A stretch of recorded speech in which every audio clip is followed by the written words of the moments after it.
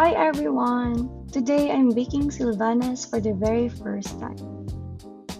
For those who don't know, Silvanas is a classic Filipino dessert.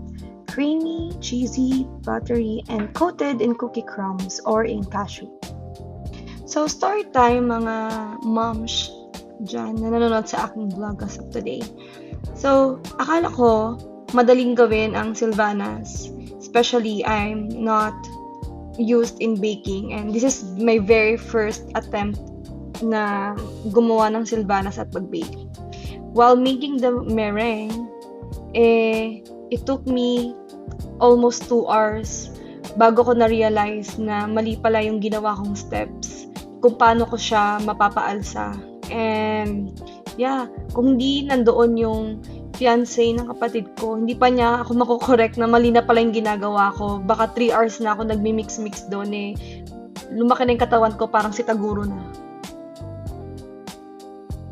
But thankfully, praise the Lord, hallelujah! Ayan, naraos natin siya.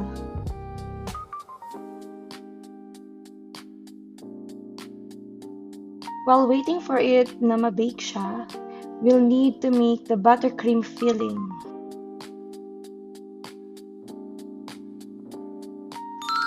Shout out to my beautiful daughter na lagi nakabuntot sa akin. I love you!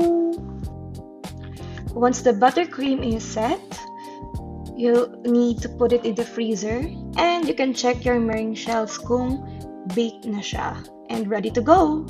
Hi! So, ito na nga po.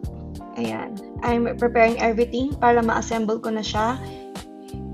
And of course, ito na naman ang baby loves ko na naghahanap ng pagmamahal ng kanyang mommy. Ayan. Fully support ang daddy at ang baby sa pagbibiking ni mommy. Kaya, subscribe and like and share na po ng aking video.